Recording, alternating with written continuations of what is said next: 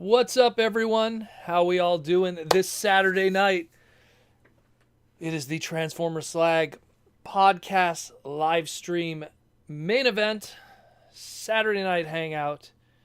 How we all doing? My name is Proto Man. This is the voice, and this is the mug that you listen to Monday to Friday, keeping you up to date on the news and educating you about the Transformer world. And tonight, like every other week, we're gonna recap some of the news, do some little housekeeping updates of stuff that has changed in relation to the news throughout the week, and take some super chats from the listeners. And we have a lot of listeners today. Everyone's piling in now. So, shall we? It was a light week for news, but still some stuff worth covering over and talking about. And I just hope you all could just relax and enjoy this nice Saturday night where we could chill with the robots in disguise. So then, shall we begin? First thing we're going to cover, we talked about this last week. We had these Micro Machine Transformer blind packs, and we didn't really understand the whole story of what was going on here with these things, despite the fact that two different individuals took photos of these inside a Target in California. No one really made an attempt to purchase these, which is kind of a shame. So not much was known. But then one individual in the Micro Machines community purchased one and kind of gave us a little more information on what's going on. And we have just a little bit more. So let's get into that, shall we? So it seems that these are blind packed, but they are coded. And what we mean by that is you're able to actually identify what you get despite the fact that it's blind packed because of a code that is under the box itself near the UPC code. Now, that's the good news. The bad news is the way that this assortment was done, some of these things are not Transformer related, and some of them you might have to buy twice to get a complete set, and you're going to end up with doubles of play sets. Keep in mind, this is an MSRP of $8.99, so it's $8.99 a pop plus tax to get all of these. So as you can see, the code's on the left. That will indicate what you get. So to give you an example, playset B has both a choice of you'll either get an Optimus Prime or a Megatron, and the coding on the left there means you have to look for 1B01 or 1B02 depending on the character you want. So that kind of sucks, and especially if you're buying it blindly, heck, you might not even get Transformers at all. You might get the food truck and the BMW from set number C there, or the BMW and the Bugatti from set number F. So that's kind of a shame. You're going to end up having to buy some doubles here, and you're going to get some extra play sets, but I mean, maybe if you want to build a gigantic city or something, I guess it's kind of cool to have the extra play sets. What I think they really should have done is just take that Optimus and that Megatron and the Nemesis Prime and the Sideswipe and put it in the other sets and just kind of spread it out that you could potentially get a Transformer set, or you could potentially get one with just a licensed vehicle. I think that would have been the best way to go about it. But, I mean, that's the way Micro Machines wants to do it. That's fine. There could be better ways that they could have handled this, but it is what it is. Again, it's out in stores right now. Check out for it. $8.99 MSRP. Along with that Bumblebee playset that's supposedly also going to be showing up in spring of 2022. And that's the big one there that comes with the exclusive Barricade vehicle figure. I know a lot of people, I was looking at already some of the comments, they're not too big on this Micro Machine stuff. And I mean, it kind of defeats the purpose of Transformers if they lose their transformation thing. And I get it. I understand. But again, it's a licensing thing. Wicked Cool Toys, along with Jazzware, they paid for the Transformer license. They want to do something with it that doesn't directly compete with what Hasbro is putting out from a licensing standpoint. And so these little, Micro Machine things, sure, why not? I think it looks cool. I mean, I dig play sets and everything. Just don't make it too difficult to collect. That's what I always say. And speaking of which, here's all we have thus far now confirmed of characters. So we got Optimus Prime, we got Bumblebee, we got Ratchet, we got Jazz, we got Starscream, we got Jetfire, we got Revenge of the Fallen Megatron, we got Revenge of the Fallen Starscream, we got Sideswipe, we got Cliffjumper, which is a repaint of Bumblebee. We got 2 of the 3 RC triplets, in that of RC, and in this case, I'm going to assume that it's probably Elita 1, because Chromia is the blue one. We got Brawl. We got Blackout. We got a clear Bumblebee that we still don't know where that's going to belong in the collection of things. We got a Nemesis Prime that we're assuming is the battle-damaged colored Optimus Prime, basing the Nemesis Prime off of how he was in The Last Knight, but again, unconfirmed, could be a black repaint. No one bought these things, so we don't even know how these things really look. And of course, Barricade, that is going to be exclusive with the Bumblebee playset. Again, I'm pretty hyped about these, but I know that some people are kind of and they probably would have also wanted some Generation 1 flavored stuff in the process. And speaking of Generation 1 flavored, if you kind of want stuff like that, there is some stuff that is on the shelves right now from Micro Machines and Wicked Cool Toys and Jazzware that is kind of Transformer G1-ish flavor, so you could get kind of a red Corvette that looks like Road Rage, or you could get some G2 orange-colored Constructicons, kind of, I guess, or you could get a blue, Pursuit Barricade repaint Allspark 2007, I guess. Use your imagination, perhaps. But I'm pretty sure we're going to see more of that in the future, so just keep an eye out for that. And when we get more information, we'll talk about it. And hopefully people will be more excited about this kind of stuff. Next up, we have a trademark. And this was a trademark that led to a lot of different kinds of discussion.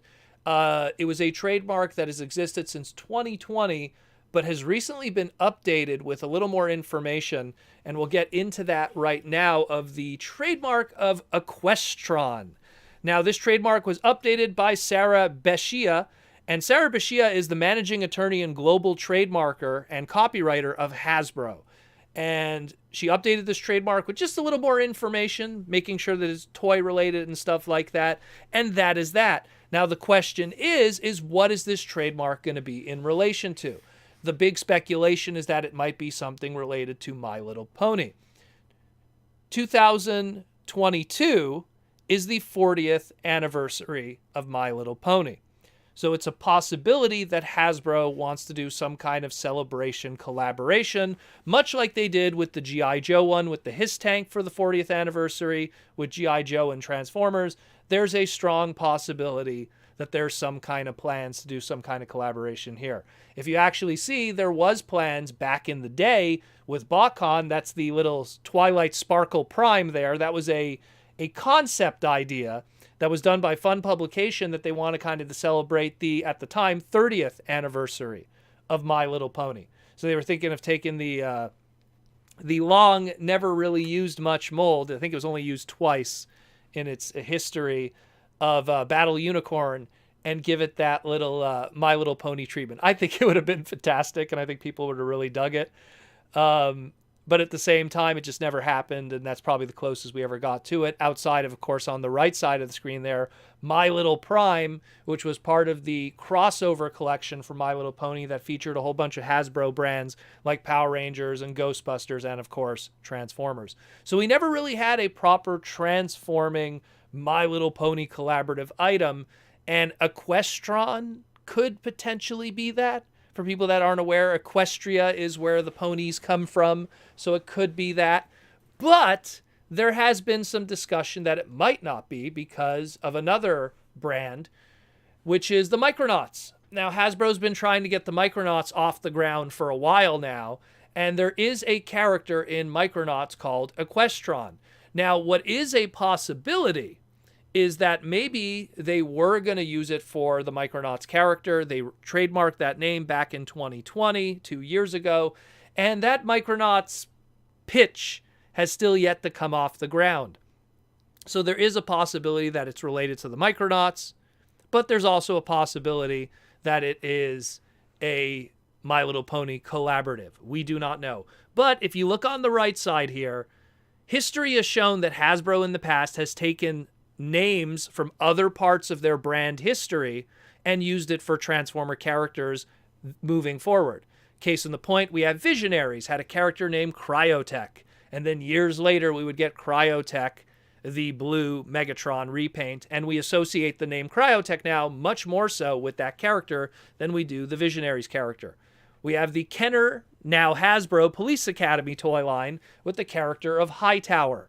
And, well, years later, the name Hightower would be used on a whole bunch of different construction vehicles within the Transformers brand. And most famously, the 1988, I guess we could call it the blown-up G.I. Joe scaled 6-inch line of Cops and Crooks. And there was a character called Barricade. And then, of course, we know how the origin of that trademark went. And then it ended up becoming a Micromaster 2 years later. And of course, the most well-known version of that trademark today, the movie character, the Police Barricade character we have today. So it's not out of the question for Hasbro to take trademarks from one brand they've had in the past and use it for another just to give it some extra life. So that's one way to look at it too. Nothing is confirmed yet, but again, 40th anniversary for My Little Pony. I'm pretty sure Hasbro is not going to ignore one of their biggest moneymaker brands, especially for their girls division. And if they have a potential way to do some kind of crossover and do something with Transformers to celebrate that 40th anniversary, much like they did with Transformers and G.I. Joe, I'm pretty sure they'll do something. That's just my take. I could be wrong, but we'll see what happens in the future. We're still in the beginning of 2022 and the 40th anniversary of that brand. Plenty of stuff to be revealed and shown off over the next 10 months. Next up, it's Shark Week.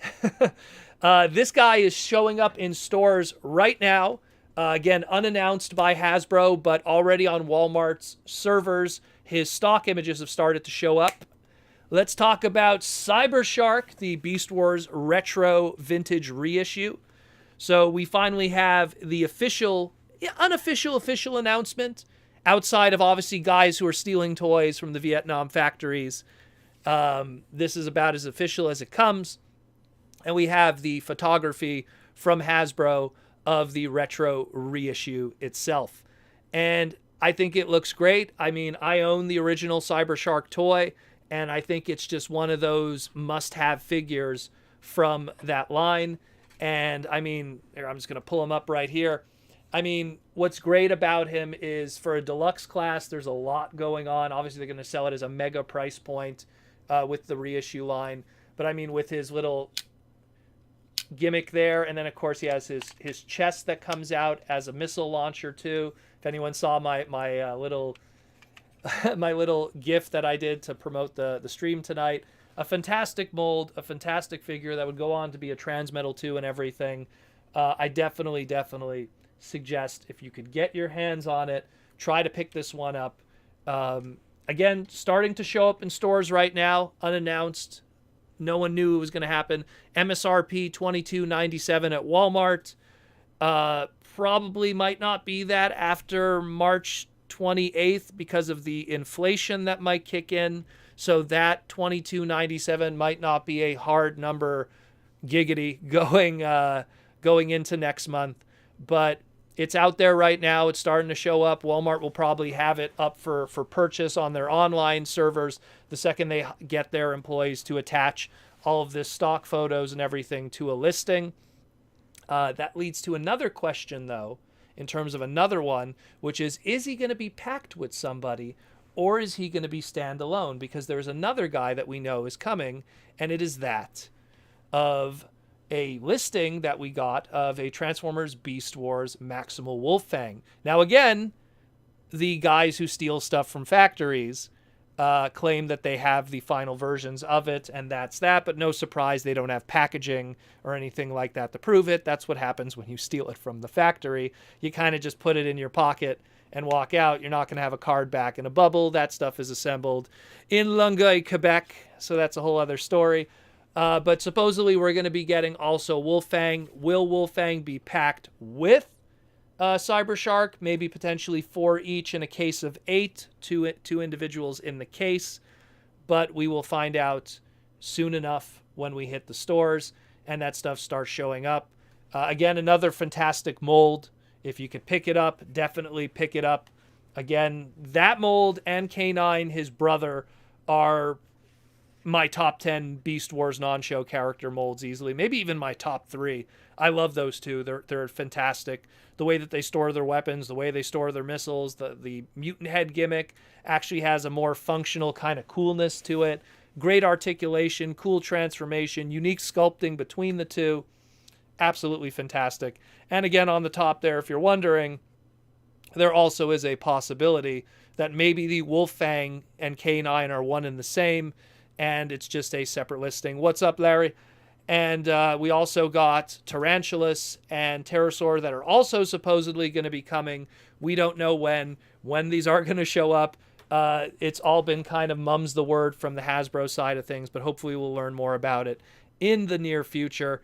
But it is fascinating. It is pretty cool. And I just want to mention also what I find cool is that the bubble on, if you look on the top left there, the bubble that is being used for the Cybershark this time is a rounded bubble to homage how in Series 2 and in Series 3, the Beast Wars toys didn't have the rocky bubble design anymore. They had a more rounded bubble because a lot of the deluxes started to become a little larger and a little more, I guess, profound and interesting. And so they needed a little more space outside of the rocky bubble. So it's kind of cool that they now went to the rocky bubble design and stay true to that 1997 Series 2, Series 3 moving forward smooth bubble kind of look. Again, it's the little things. It's the little things that count.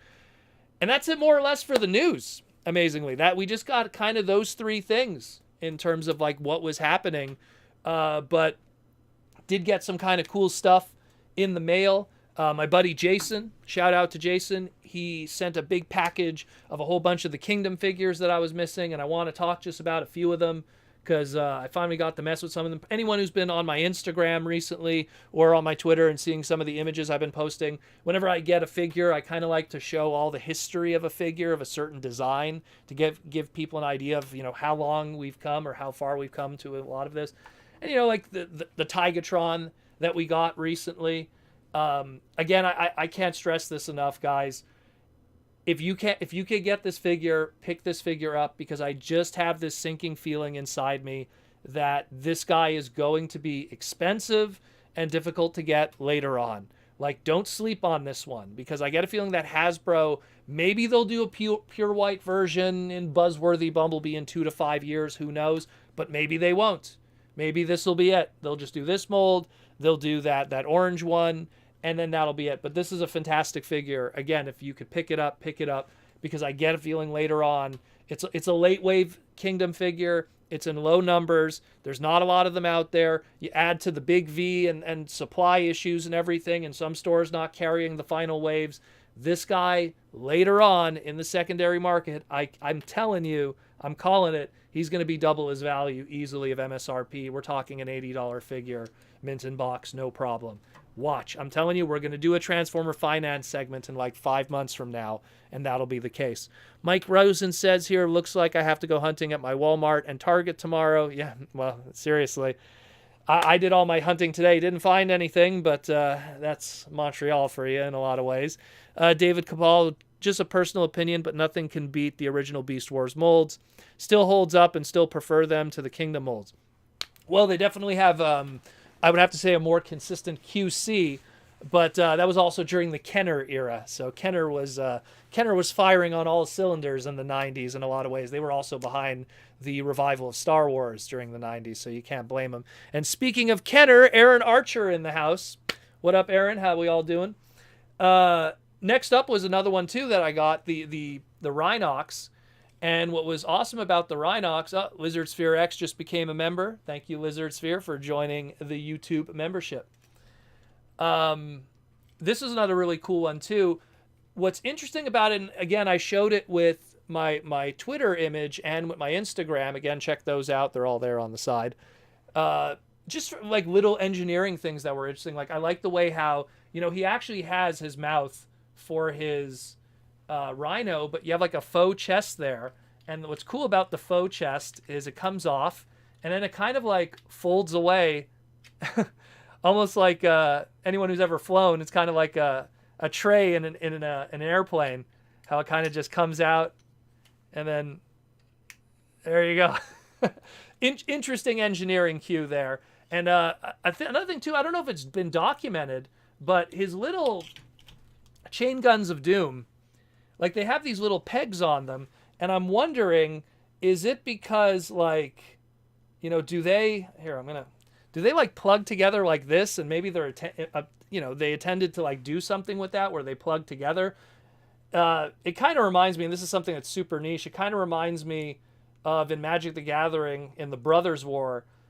It was kind of like that's how they kept together the one of the crystals that kept Phyrexia out. It kind of reminds me of that holder for it. If you look up the Antiquity Wars trading card of Magic the Gathering, it's a Saga card. It looks very similar to that. I don't know if that was an intended engineering purpose with the two little things.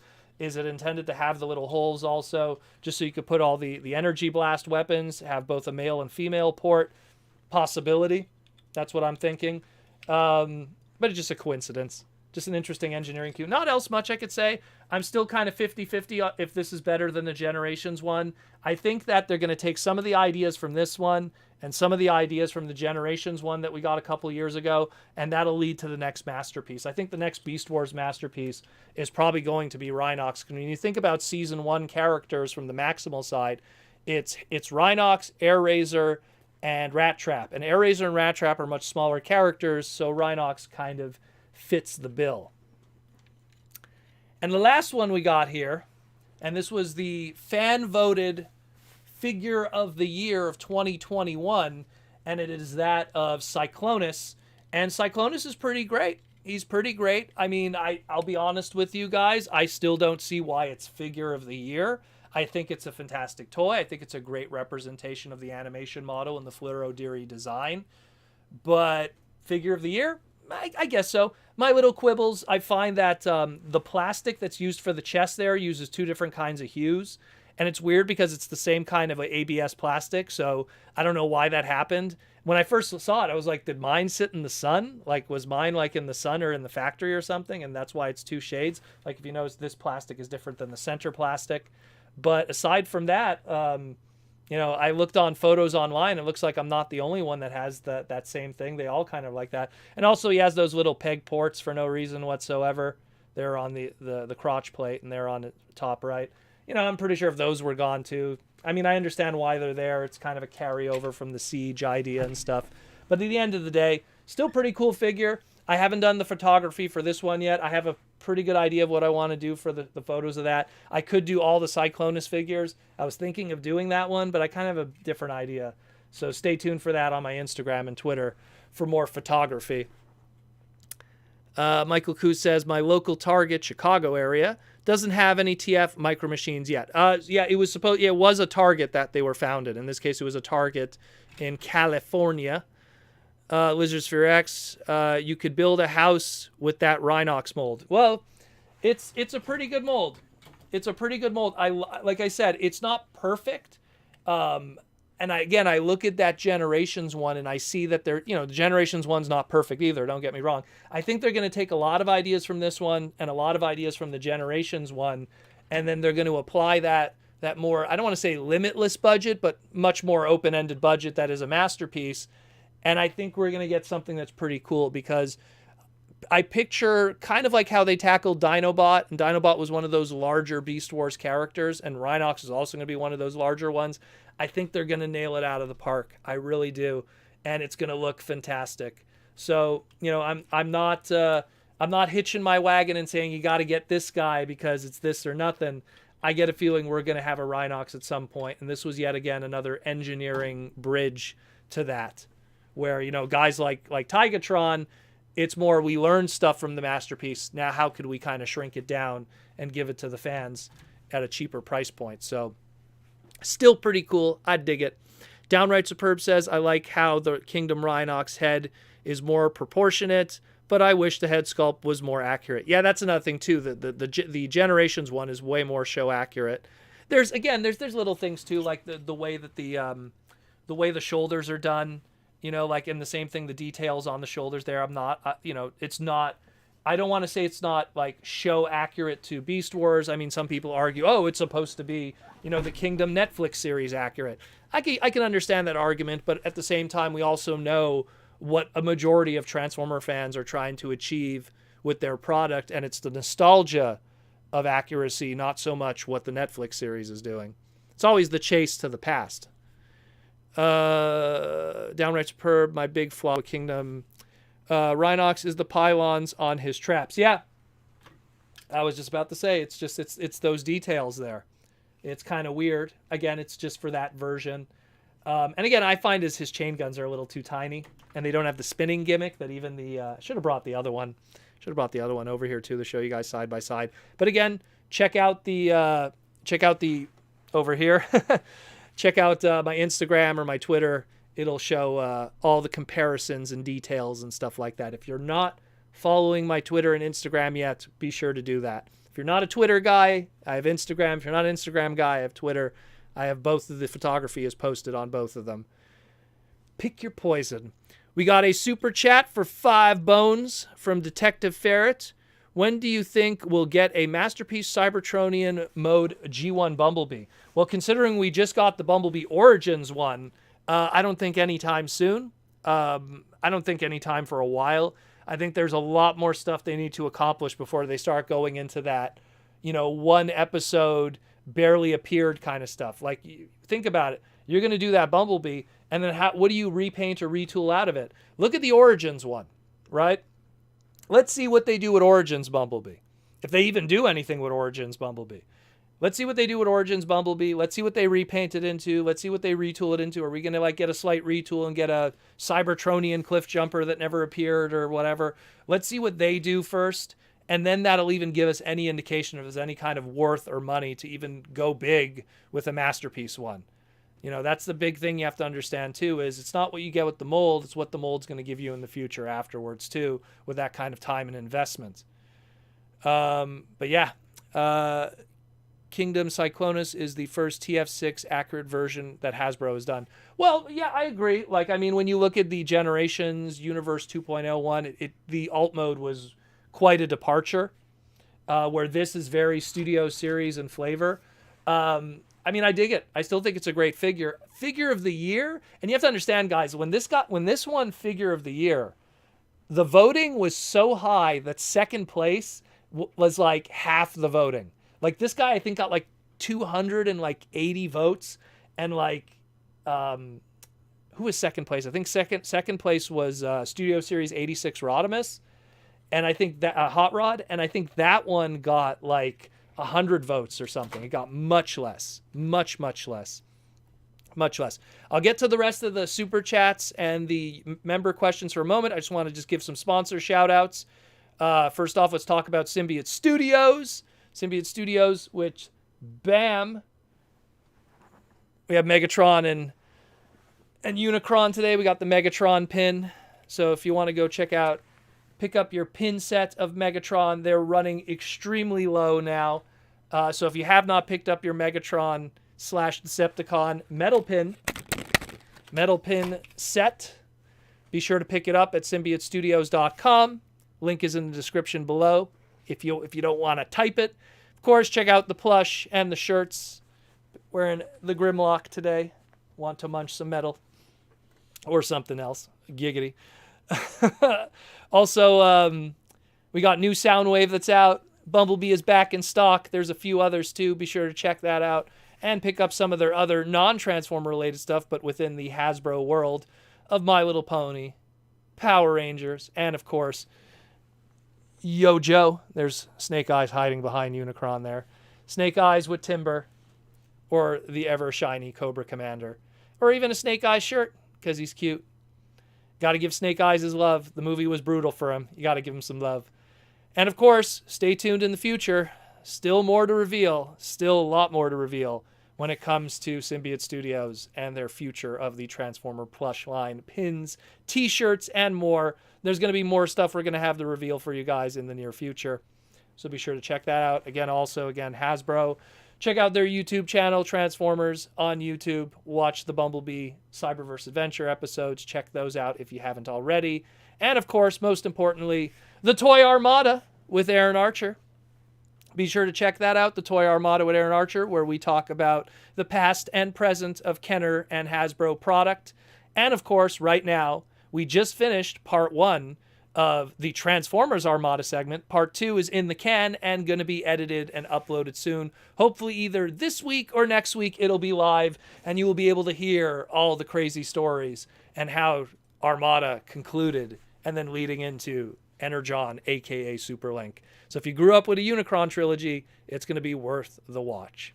So be sure to check those out, guys, when you get the time. When you finished listening to this craziness, you got a good bunch of stuff to listen over at the Toy Armada. Be sure to like, comment, and subscribe that video and that channel too.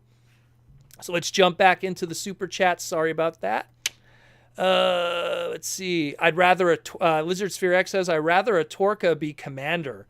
Well, Torka, at least one thing I will say, at least it won't have that GPS issue, because Torka has tons of GPS, but I don't think they'll ever make a commander class Torka. A little too obscure in a lot of ways. We got Paul M with the super chat for $5. Thank you, Paul M, for the super chat. What does the My Little Pony community think of Hasbro using it to save trademarks and now possibly having transforming ponies? Well, keep in mind, man, I really should have posted that image of it. But, you know, Hasbro has shared My Little Pony and Transformer trademarks between each other for years. I did a Twitter post, I want to say about a year ago, where I was showing how there's a My Little Pony character called Countdown that has a little rocket ship on its cutie mark. And then there's a Transformer character called Countdown. There's a My Little Pony character called Beachcomber. There's a Transformer character called Beachcomber. There's a My Little Pony character called Trax, has a little train track on its cutie mark.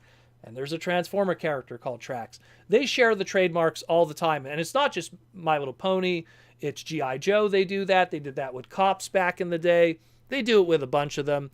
The My Little Pony community, I'm pretty sure, I mean, I'm not really part of that community. I just dabble in it once in a while to understand what's going on both sides of the coin when it comes to boys' toys, girl toys, trademarks, and everything that's going on with that more vinyl PVC ABS world of My Little Pony collecting, not to mention pony cancer, which is a real thing. Google it. And understanding how that, you know, relates to, let's say, Monster Pretenders, which are much, I guess we'll say, newer than a 1982 My Little Pony suffering from pony cancer from its ABS, not its ABS, it's PVC and vinyl plastic that breaks down. But, you know, again, I'm pretty sure that they don't really care. You know, they don't care if they have a pony named after a Transformer or vice versa. They're just probably happy to have the product and a proper representation of the character. In the same way that I'm pretty sure when we get a Trax figure or something like that, if it has pony history, we don't care. It's the other side of the fence. We're not looking at the other side of the fence. So I hope that kind of answers it a little bit. Downright Superb with the $5 super chat. Downright, thank you, my friend. Today I got Reissue Scorponok. I fiddled with that Cyber V and lost one of his missiles in the first 5 seconds. I'm glad I'm done with these finicky gimmicks. Well, they're done with those finicky gimmicks. Yeah, well, he had the one where you open his hand, his claw, and it kind of pops the missiles out.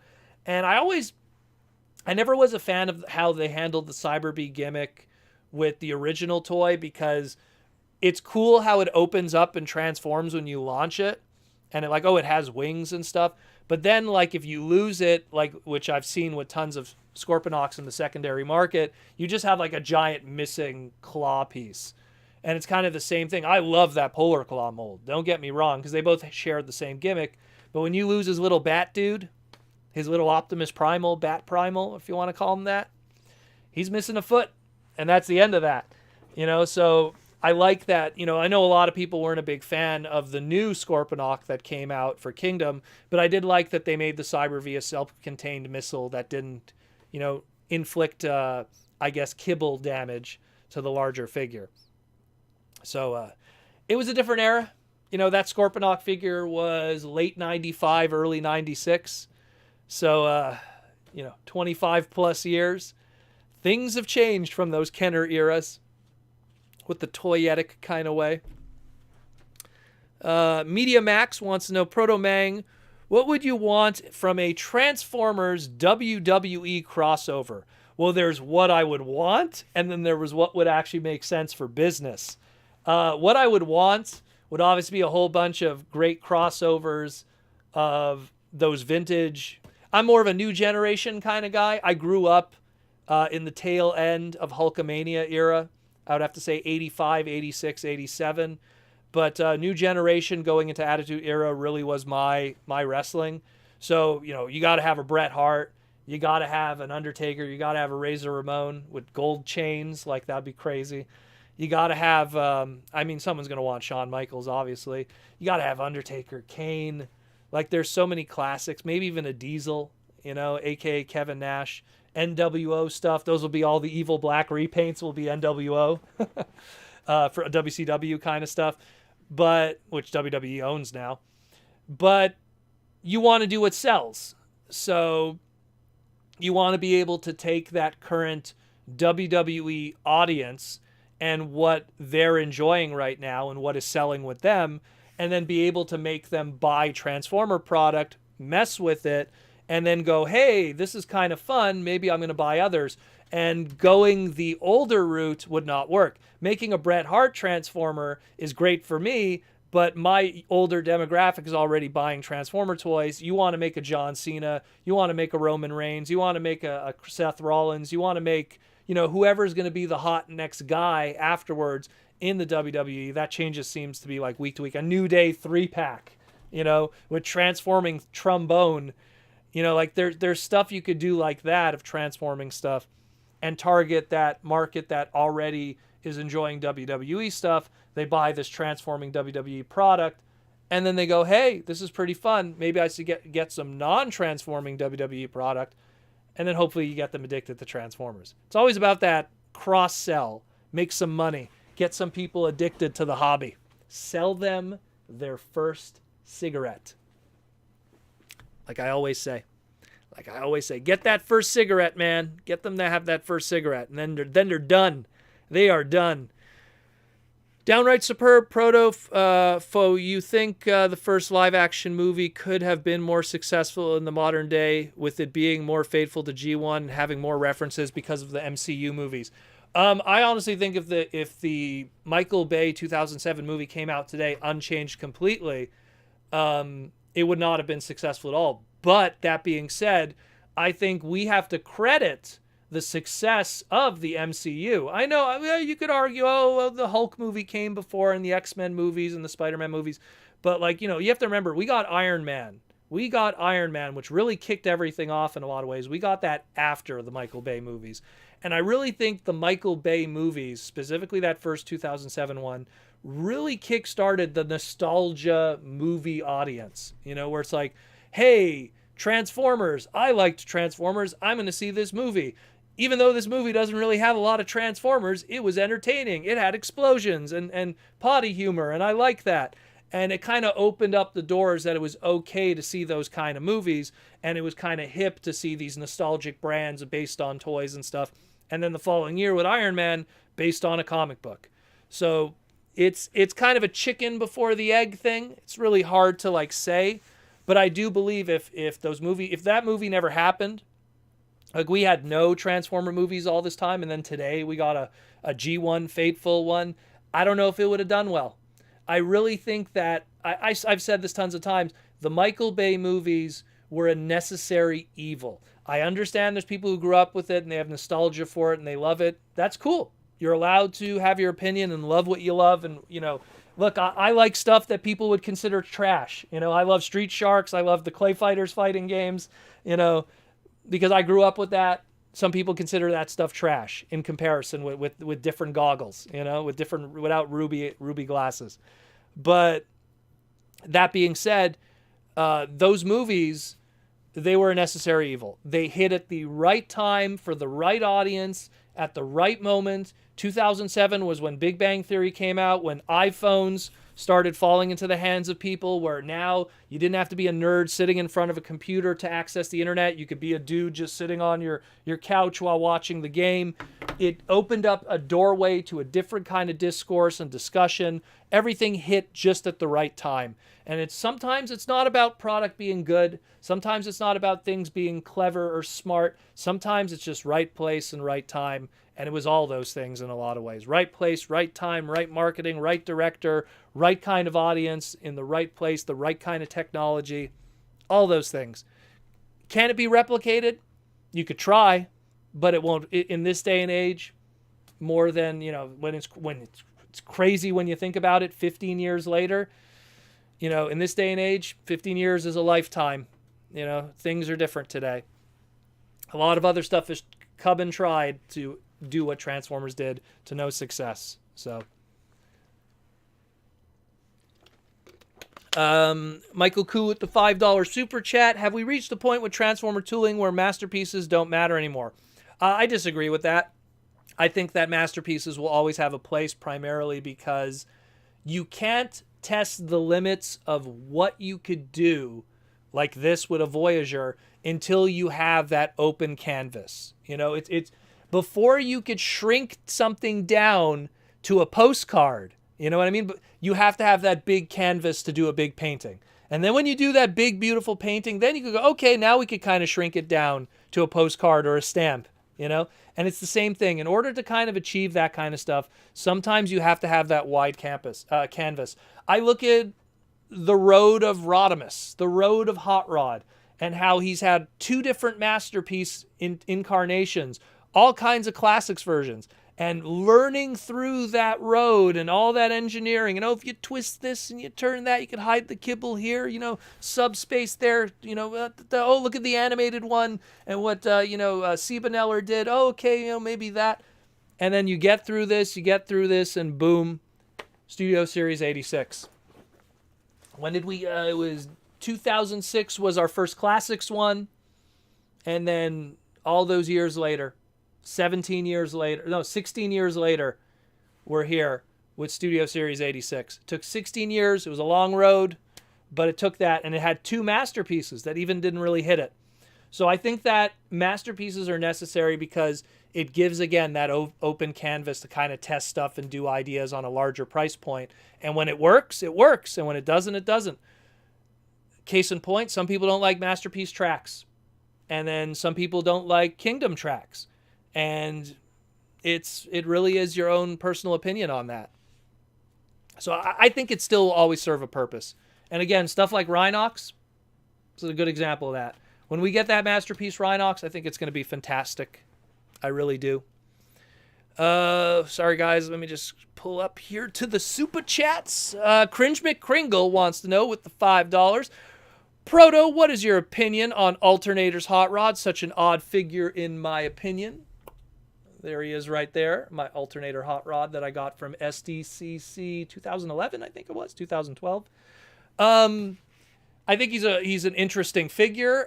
He was based off of a Kiss Play design. He was first a Kiss Play version, which, if you go a little higher up, there's the Kiss Play one, and there's the box for it with Xiao Xiao. That's the area of shame. If ever I get arrested, that's going to be the area where the cops are going to be like, what is going on over there? The Kiss Play sec. I love Kiss Play. I will unapologetically say I love Kiss Play. But yeah, I think it's a great mold. I like it personally. It's a little weird. Obviously, it came from the Mirage mold first. The GT 500, I think it was called, which is the car it was based on, is a pretty monster American vehicle. Go watch. You could go on YouTube. Look opening scene or opening Gran Turismo 4. Gran Turismo 4 opening like credits or whatever. You'll get to see that car in its full throttle action. It was actually the featured car of Gran Turismo back in the day. I think that was 2005, 2006. So it was an important car in history. And that color scheme, at least the Kiss Play one, which had the white stripe, was quite iconic in the Grand Touring days of 2005, 2006 for Ford, the Ford GT 500. A little bit of car history there, not to bore you too much.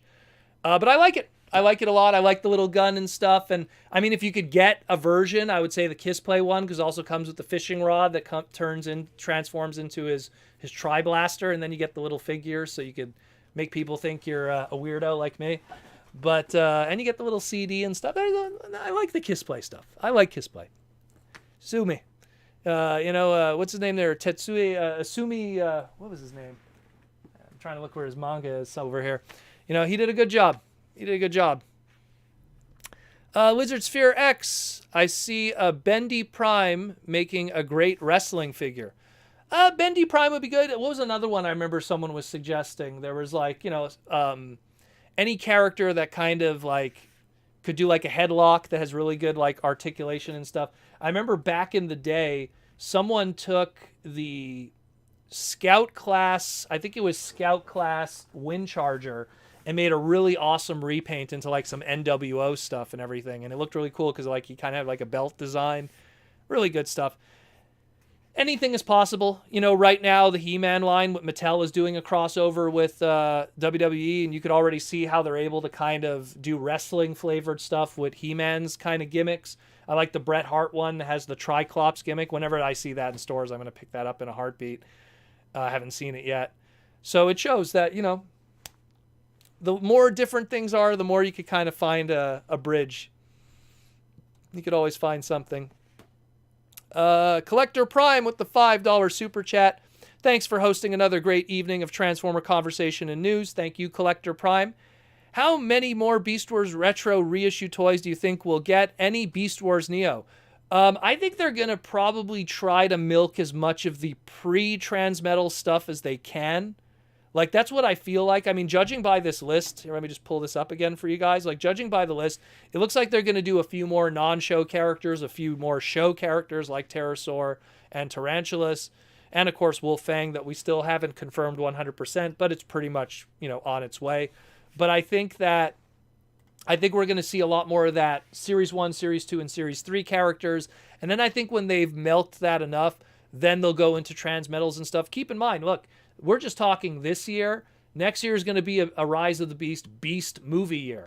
So I'm pretty sure they're planning other Beast characters for the near future. When you think about it, from 2021 to 2022, we ended up getting Optimus Primal, Megatron, Rat Trap, Cheetor, Tigatron, and Scorponok. So already that's 6.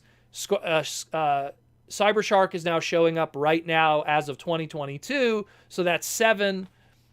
We're probably going to see Wolfang at some point, so that'll be 8. It's looking pretty good. It's probably 6 figures a year, on average, maybe.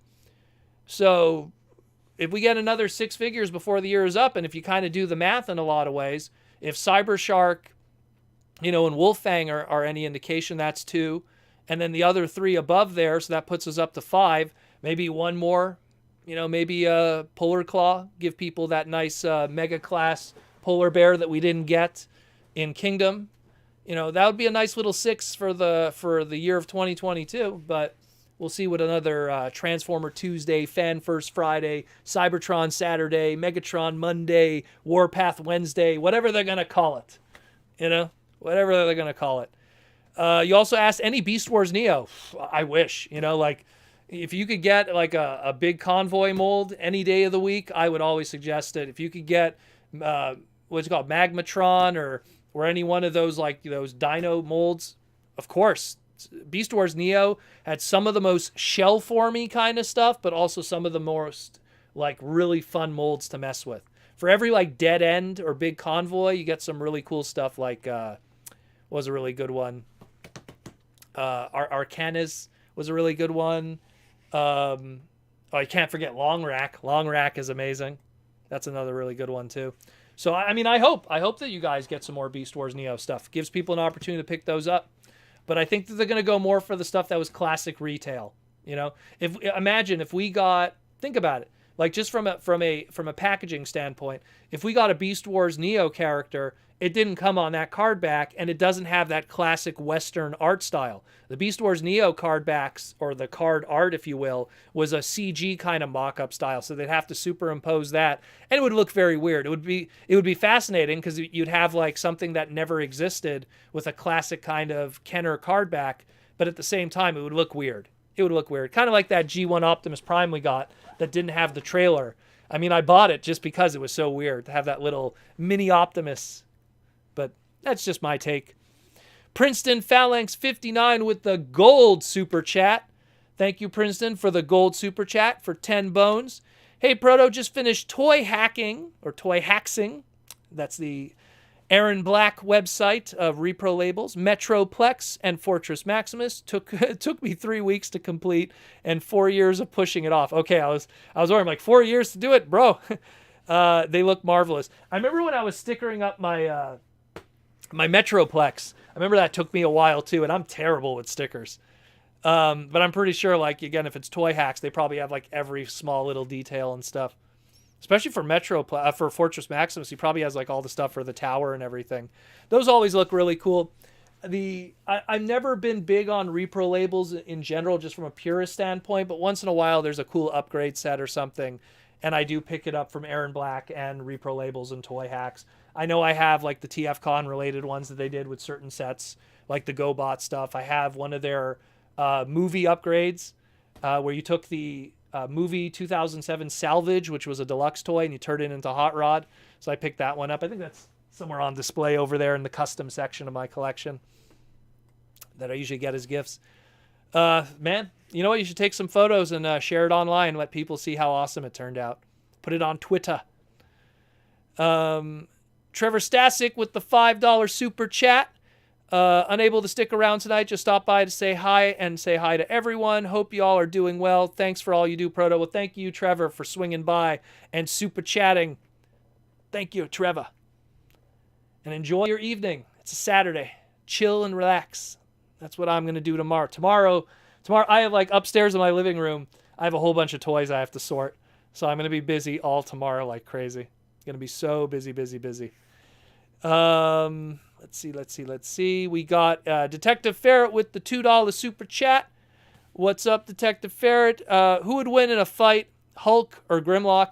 I'd hate to say it, but Hulk, just because Grimlock is finite. You know, he's a robot. He's made out of Cybertronian metal, but Hulk is a madman. Hulk, at one point in the Marvel comics, I think it was Hulk Max was the book. I remember he got so angry that he punched at the equivalency of a supernova. Like, that's how angry he got. So if Grimlock was winning the fight, Hulk would get so angry that he'd just do something. And I'm not talking like movie Hulk, who got like his butt handed to him by like Thanos with like one infinity gem that he wasn't even using. I'm talking like, you know, Marvel Comics Hulk that's like crazy overpowered.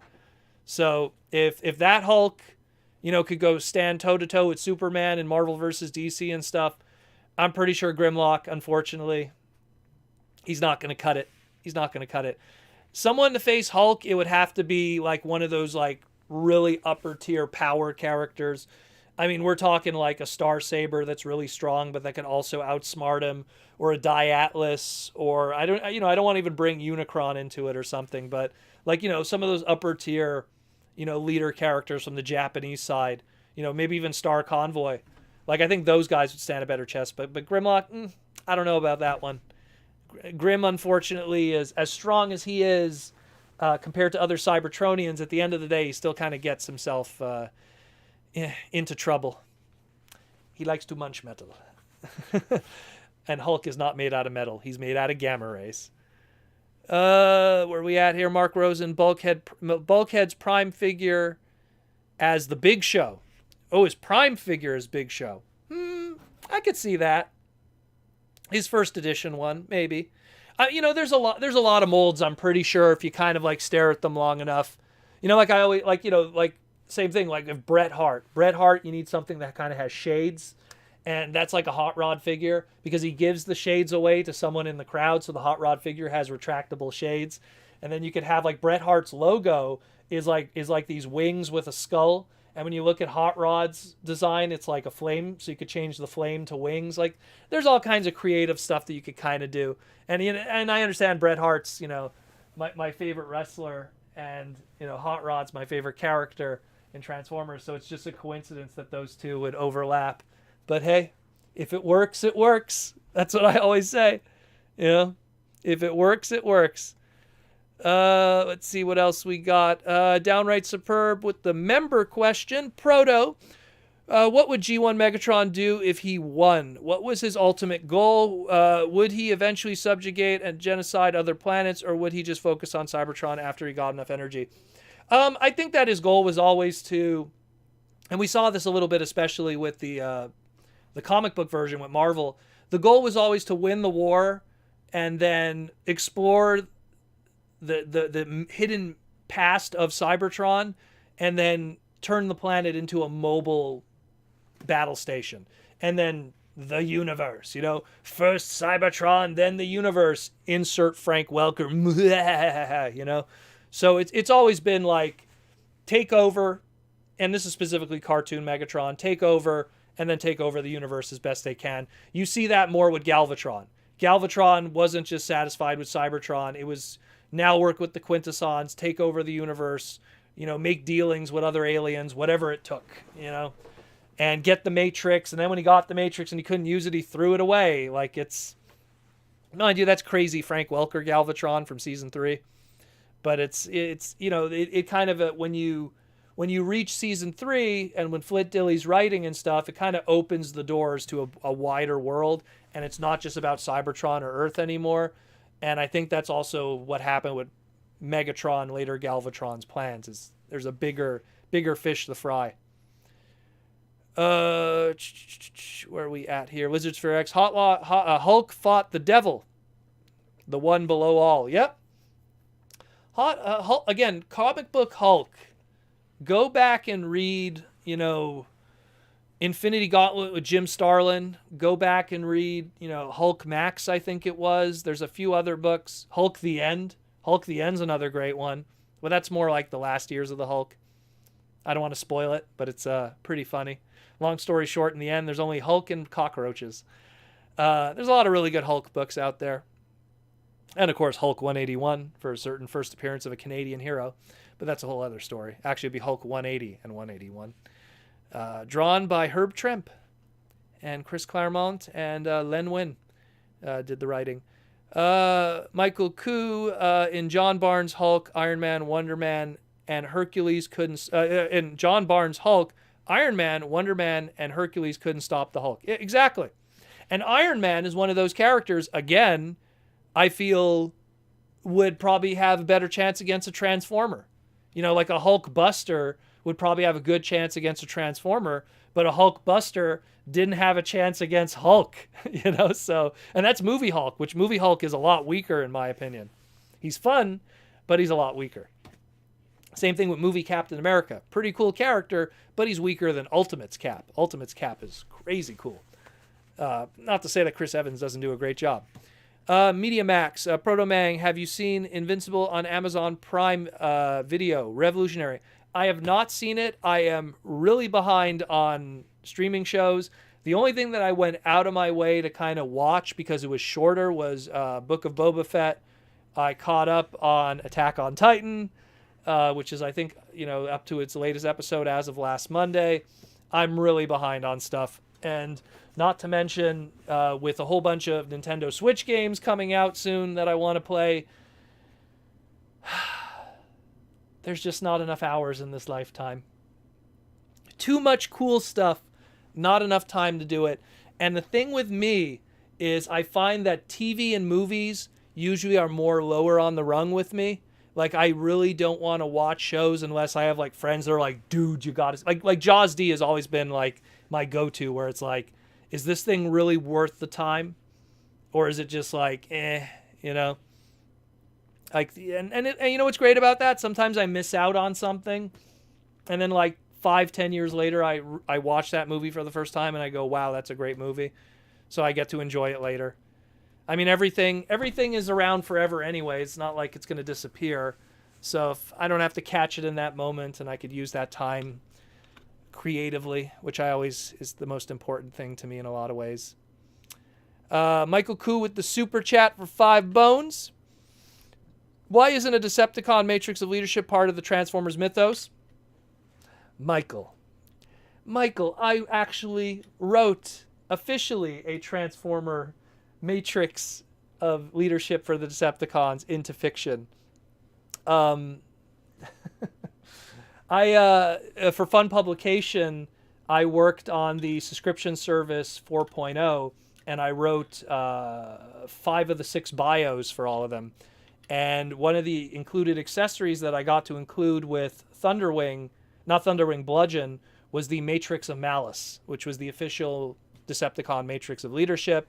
And the Matrix of Malice, what's cool about it is what made it a Decepticon version of it is who was the only true Matrix bearer who was a Decepticon, who actually got to use the Matrix successfully as a weapon, the original Autobot Matrix? Thunderwing. So the Matrix of Malice kind of has the soul of Thunderwing in it, the only like successful Decepticon Matrix bearer. And so like if you pick up, I think it's Needle Nose came with it, but you're supposed to put it in Bludgeon's chest, and Bludgeon's chest actually opens up and you could put the Matrix in it. But yeah, I wrote it. It's in the bios. The bio cards are over there. I'm looking at the figure right now. Was very proud of that. But again, I understand if people didn't see it. It's cool, Michael. I mean, I understand if you didn't see it. It was a fun publication figure. It had a limited run. And a lot of people weren't really following a lot of my material back then when I was working with Fun Publication. I would have been bragging about it like crazy. Hey guys, check this out. The Matrix of Malice, and he's hearing a voice. What's that voice he's hearing? You know, who's that voice in the Matrix? It's Thunderwing, speaking from beyond the grave. Like, but yeah, there is one. I wrote it officially. Look it up on the wiki, Matrix of Malice. I was the creator of that. And I guess it's like co-creator. I could give it to also Jesse Witherich because he was the one who kind of suggested having a Matrix. But you don't have to apologize, Michael. You don't have to apologize. It's out there. It was, look, let me show you guys something. Hold on, I'll be right back. One sec. You guys maybe go get some. Let's pull it out of the shell. So back in the day, there's a few things. I have to pull out a few things here. So back in the day, Styling Online. Some people who've gone to TFCon, they've seen my necklace. So I always have like a Matrix of Leadership necklace that I wear, right? Really cool one. So this was made by Styling Online back in like 2003. So I have like a ton of these that I bought. But also John Styling and Styling Online, they made like a Decepticon version. And of course, not based off of anything. They just did a purple one. So I bought one of them. And that mold, years later, bam, Matrix of Malice in the chest of your Bludgeon figure, specifically Fun Publication Bludgeon. Back in the day. Brand new head sculpt on that too. Pretty cool. It uses the Onslaught mold. Good stuff. And again, it's green because it has a certain little someone inside there. It glows too. It's like really nice. Look at that. Oh, look at that. Really cool. So check that if you ever get a chance. I don't know how it is on the secondary market. I apologize for that if they're worth a ton of money now. I don't know. But if you could pick up the 4.0 with the tech spec bios, I wrote all the stories for those back in the day. Shout out to Brian Savage, Pete Sinclair, and Jesse, who gave me those opportunities to do all that stuff. They were like, hey man, write some cool shit. And I did. And then I went on to do the box set with them too. The 2016 box set, which was really cool. I got to make Tarantulas Unicronian. Let's see, what else? The Matrix of Chaos, though, because see, some people mention those ones. Those are all matrices that are more like Unicronian. Like, those are matrices that were like, they were made by Unicron characters to kind of be a counter to Primus. They weren't really Decepticon matrices in a lot of ways. They kind of have like a different origin and a different purpose. I understand like how you could see those connections though, but you know, like again, I have you can barely see, but my Nemesis Prime Black Convoy there, big Black Convoy is holding that Matrix, Bloody Tusks as they call them back in the day, yo. But yeah, great mold, great mold, great mold. Speaking of great molds, I got a whole bunch of great molds. Here's also Rat Trap, which I did a photo shoot. Let me pull them up over here. What a fun little mold, let me tell you. For a core class, what a fun little mold. What's unique about him, too, there's not many Transformer toys that have front-facing ball joints. That's an interesting engineering cue with him, too. Nice little mold. Again, very tiny, though. Like, look how tiny he is. But fun little mold. I like it. I like it a lot. Matrixes. Matrixes. Matrixi. Downright superb. Proto-Man, what's for dinner? Good question. I actually didn't really plan anything tonight. I bought a whole bunch of Chinese barbecue pork buns. I was probably going to just snack on those, but I don't know. I was going to maybe do pasta. Wasn't too sure what I was going to have tonight. Been so busy with just sorting toys upstairs in my living room. And of course, working on the game room, which stay tuned for that. I can't wait to start recording from the game room. That's going to be fun. It says here, I got a Australian Wagyu ribeye steak with 2 pasteurized egg yolks to dip in it. And, oh man, you're using a lot of words on me here that are going to kill me. Gegekiken sake. Well, it looks like you're having a better supper than me, brother. That's for sure. That is for sure. What? Transformer Collector Club bludgeon is around $300 on eBay. What? That is stupid. Man, see, that's the thing I hate, you know? When really good figures, all of a sudden, they're like gatekept because like they're super expensive. Man, this is a freaking Voyager class toy. Oh my god, $300? Are you serious? That sucks, man. That is so stupid. Man, the secondary market is stupid sometimes when it comes to certain figures. You know what? I really hope that that's just one guy asking way too much money. I really hope that's not the case. Because, I mean, again, a lot of fun molds, man. A lot of fun molds. And even like here, look. So you have that brand new head sculpt. But because that Matrix is haunted by a certain someone, let me just transform that certain someone's head out. Boom. Possessed by the Thunderwing. Look at that head sculpt. Isn't that cool, man? Like this was such a fun figure to write and work on. You know? One of my buddies at TFCon, one of the staff members, Mike, his favorite character is Bludgeon. And to write a Bludgeon character, he was like, oh my god, that's so cool that you got to do that. I've yet to write a Hot Rod figure, though. A bio for a Hot Rod figure. That'll be the dream. Mike Rosen says here, gonna have a ham and Swiss cheese sandwich with some Doritos.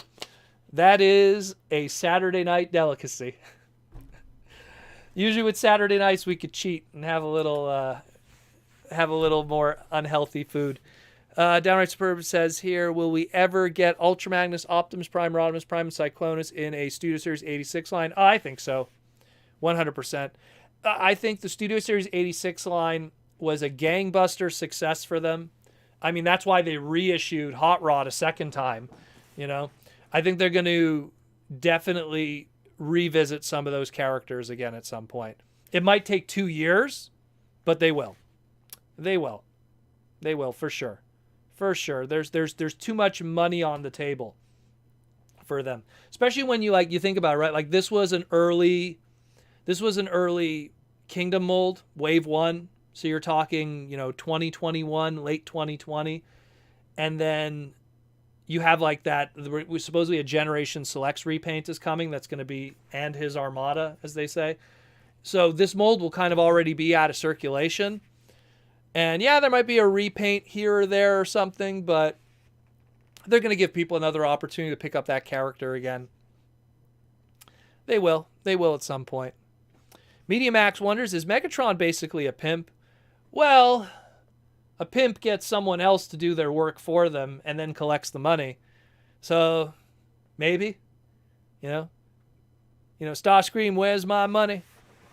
Starscream, where's my energon? Then he has the hat and the feather. Someone's going to have to draw that. I guess so. Maybe. Mega Pimp. Mega Pimp. But again, it's the same thing like with Tigatron. The thing with Tigatron is I feel that there's going to be a point where that mold is not going to be readily available.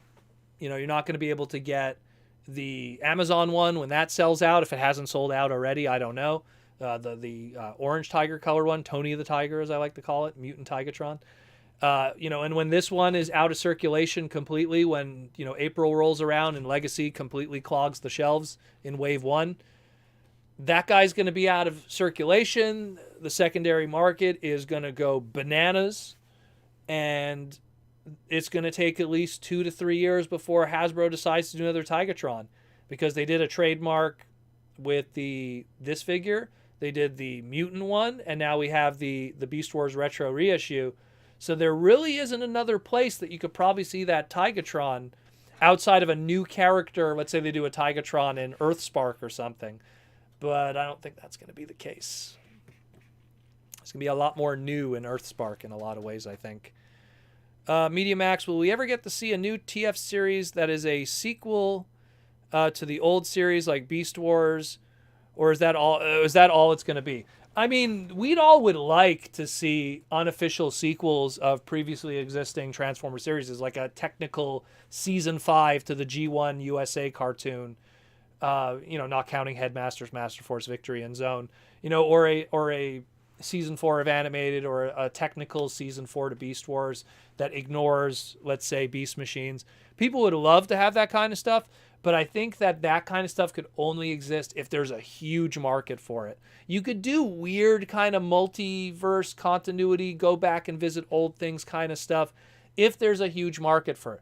Look how long it took us to get a Book of Boba Fett, which is technically the direct sequel to Return of the Jedi.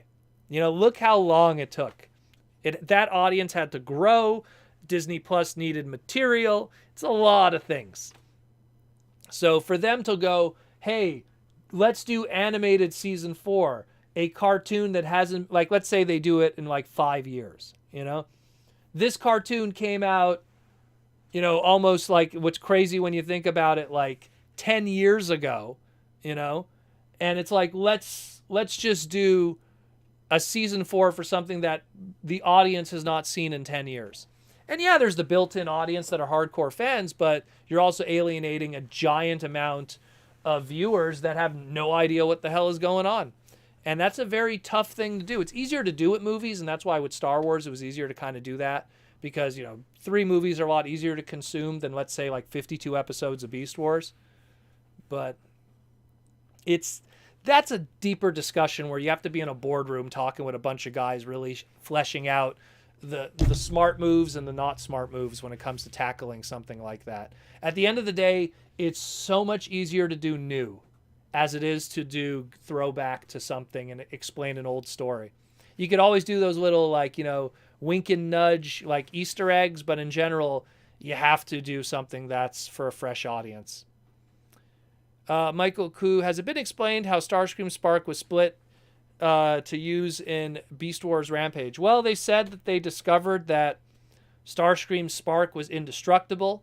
They never explained how they were able to capture Starscream Spark and then use it to split to Rampage, because that would imply that Starscream Spark was caught at some point.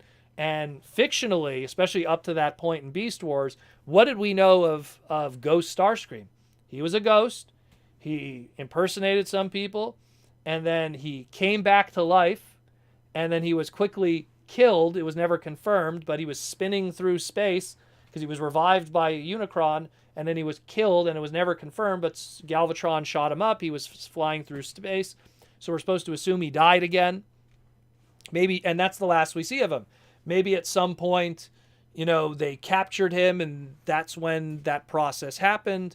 but nothing was ever officially kind of fleshed out. It's something that would have been cool if it was done in supplemental material, a comic book, a bio page or something.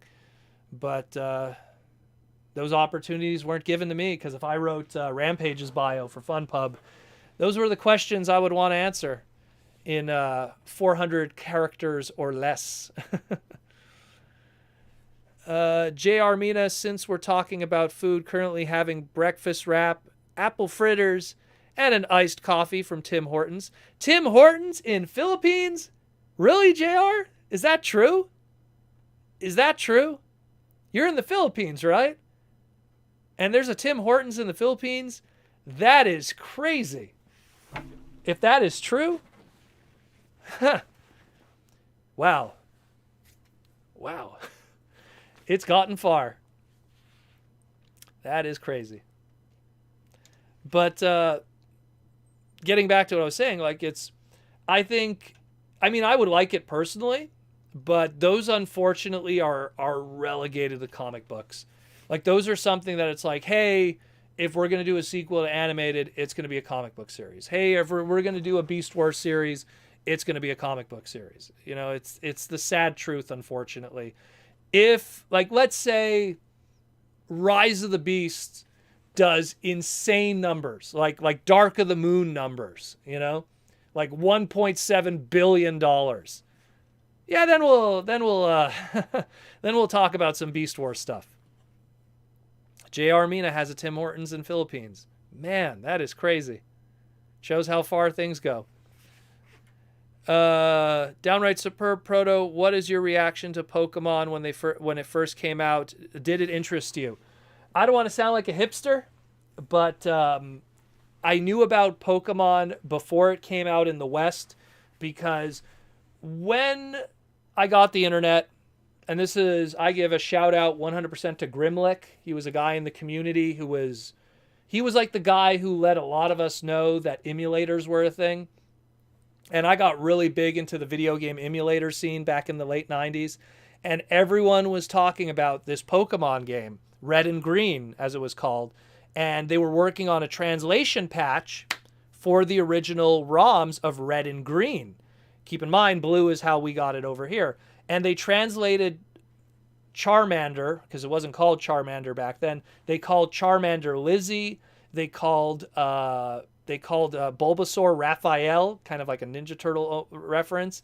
I forget what they called the Squirtle, but like they just translated them like loosely. And of course, because the limited characters of Japanese letters to English, that's why Lizzie is only 5 characters. And Raphael, I think they just called him Raph. But I was playing Pokemon before it was even known.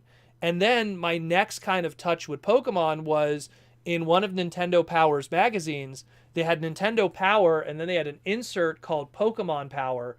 And that came out like 3 months before the cartoon debuted and like 4 months before the video game came out. And I was intrigued like crazy because Ash kind of reminded me of Ness from Earthbound, which was a game I loved as a kid, and I own a mint in box Earthbound. So it kind of looked like Ness from Earthbound, and it kind of had that RPG top over real environment. I was big into it, man. Big into the Pokemon. I have tons of Pokemon stuff. You know, I was right there when it was hot. I went to see Pokemon, the first movie, in theaters. Got those exclusive trading cards. Still have them to this very day. You know, I own a first edition Charizard, but I don't want to really talk about that kind of stuff because that's valuables. But yeah, a lot of that stuff. Whenever we do the game room, when we do the game room in the future, guys, you'll get to see all that craziness. That's a future thing. What I'm thinking of doing, I've been playing with the idea because I have another channel. It's called Proto Man Gaming. It's a channel that originally kind of was put together with me and my buddy Ego Raptor. We're kind of, you know, like, hey, why don't we do some side content? And Ego Raptor, like, through, at the time, his I guess I want to call it his, whatever, sponsor or something that partners the channels. I think it was called Full Screen at the time. They partnered the channel temporarily. We did some stuff on it just for fun. Me and Jaws D were part of it. Yeah. Maybe I'll do some more stuff with that channel. Maybe I'll build it up again. I know it has over 1,000 subs on it already. Again, Protoman Gaming, you could just look that one up. It's a YouTube channel. Maybe I'll put some more content on there, and we'll do some live streams and do some gaming from there. We'll see what happens. We will see what happens. Just go sub that channel, and you'll get a notification if I go live from there one day in the future. Where are we at? How much time we have? We have only half an hour left? Jeez. We got only half an hour left. Mike Rosen wants to know, what if Unicron gave Starscream a totally different body? What would he transform into? Well, I would imagine he probably would have just given him, some kind of like King Starscream kind of body. Just some kind of pumped up body. I know that the Stargate Battles book. Let me try to pull that one down. I don't want to spoil too much with that one, but it's a really good book. So, Naoto-san, who's an awesome dude, did the Stargate Battles, which was a manga. And let me just show you the crazy powered Starscream. So, Starscream essentially ascended. And then he became, I guess, like the Starscream you would expect from something like Unicron. Let's see. Here we go. Crazy Starscream. Look at that. That's like a Unicronian Starscream. And this was a manga story, Stargate Battles, that happened in between Season 2 and Season 3. Kind of explains how we then get into, car robots in disguise, the 2000 series. Kind of is like the bridge into that. Like what happened to all the Autobots and Decepticons on Earth. That kind of explains it here. Like why was the Earth empty in 2000? And, Fire Convoy, a.k.a. Optimus Prime, from that was able to come to the planet and stuff. So, awesome book. Check it out. Naoto-san. Really cool dude. Got to hang out with him a lot of times at BotCon back in the day. MediaMax wants to know, MediaMax with the member question, Proto, what are your top 3 favorite bands? Ooh, boy, that is a tough one.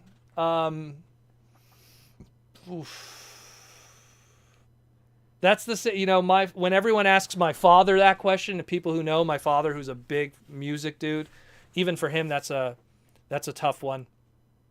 That is a really tough one. I'm going to go with consistency. Bon Jovi, for sure. Tons of really good music consistently. I'll throw in the Beatles just because it's consistent, good music. And, let me try to do one more. I really like Kiss. That's a good group, too. Crush 40. That's an obscure one. Crush 40, that's an obscure band. I don't know. That's a tough one. There's too much good music. When I go to Toronto, I usually try to it's a 5-hour drive. I try to load it with a ton of music to just kind of pass the time. And it's always like 80s one-hit wonders, but it's a lot of Bon Jovi, a lot of Kiss. I noticed that. Once in a few John Lennon, a few Beatles, but a lot of Bon Jovi and Kiss. I could definitely put those two on there. Queen's another good one. Queen has a lot of really good stuff that I like. I like older music. I'm not in the modern music kind of stuff. But that's just how I am. Lizard Sphere X, I'd like to see Starscream get a Beelzebub each upgrade. I haven't seen those, so I wouldn't know. MediaMax, Protomang, did you grow up watching Degrassi High Jr.? Degrassi, what's funny? Degrassi is supposedly such a Canadian staple. I watched one episode as a kid, and I don't know, it didn't appeal to me. Degrassi High and Saved by the Bell, these high school kind of shows, I was always kind of kind of boring to me. I'm going to watch King Arthur and the Knights of Justice, Street Sharks, Ninja Turtles, Cowboys of Moo Mesa, Wildcats. I'm going to watch anything but, it didn't really speak to me. Didn't really care for that kind of stuff. High school was cool on its own for me. I liked real high school. Real high school was awesome. Shout out to Lee J if he's in the chat. I know he was going to come in today. One of my high school buddies. Eastman777 with the super chat for 5 bones. He wrote, "You are amazing. You are amazing, sir. Number 1, would you ever move to the USA to work for Hasbro corporate full-time?" I literally had this conversation with Aaron Archer a couple of days ago. They would have to pay me a lot. To move to the States, more so to move to Rhode Island, they would have to pay me a lot. If I would be able to work from home and just do everything from home here in beautiful Canada, then yeah, sure, I'll work for them. But I moving to Rhode Island, I don't know. It would have to be really, really good money to do that, because I have a pretty good gig over here. So if we could do something remote, I mean, if the Big V taught us anything, is we could do a lot of remote work. If we could do some kind of remote work, and I could do it from good old Canada, hey, we're both on the same time zone. So, but it'd have to be really good. There's too much to enjoy here that I would be giving up, unfortunately. Number 2, how do I lubricate my 80s clones so their fists unlock? So if you have something where you have a toy that is, you feel like it doesn't move the joint, especially if it's a pin joint, and you're worried about that, what I always suggest is boil water. Don't even boil water, even easier. Take a cup of water, like a mug, fill it with water, put it in the microwave, put it for 2 minutes. That way you don't have to boil a whole pot. And then hopefully the joint doesn't have any stickers on it or paint. Put it in there, and what it's going to do, it's going to make the plastic kind of, it's going to just, and then it's going to kind of loosen a little bit, and then it'll be just fine. Just don't leave it in there too long, and I hope that there's no rubbery areas, because then that'll make it all floppy and everything too. But always use the boil water trick. That's the best way. That's the best way to do it. Same thing with if you have joints that you're really scared with. Sometimes people have joints that are really stiff with some stuff that's vinyl or PVC figures. You use the freezer trick. You put it in the freezer, and it causes it to expand and contract and breaks it up. MediaMax says Degrassi had an abortion episode. It was good. Okay. Sure.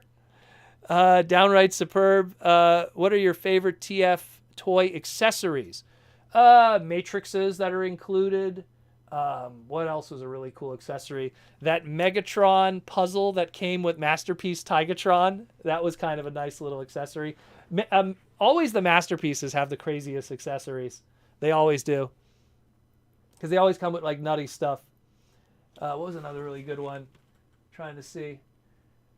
Mini Shockwave that came with Shockwave, so Shockwave could hold himself. That was another funny one. There's a lot, but I'll definitely go with that puzzle Megatron head.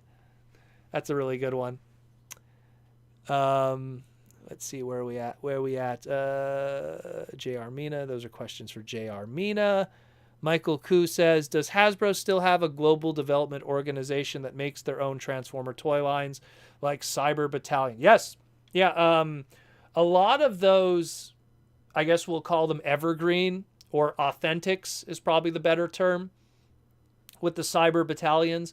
Those are all stuff that Hasbro recognized that stuff like South America and stuff like certain Asian regions, they have a very strong bootleg market of Transformers. Very strong bootleg market of These are all bootleg hot rods that I got from a certain someone who runs a bootleg website. I have even more. That handful doesn't even begin to show it. They have a very strong bootleg market there, primarily because real product is difficult to come by, and when it is there, is ridiculously expensive because of imports. So, we look at, like, let's say a Scout class Transformer, a Core class, and then that same Core class figure in South America, let's say Brazil or Argentina, it's like a $40 figure when you compare the currency, So they created authentics, they created Cyber Battalions or the Evergreen stuff to be low-cost, official, authentic Transformer product that could be sold in those regions so that people could have that Transformer experience and enjoy official Transformer product and not have to resort to low quality bootlegs that aren't a proper representation of the official product.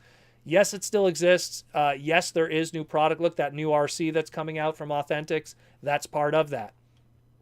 So that'll give you a bit of an idea if it helps in a lot of ways.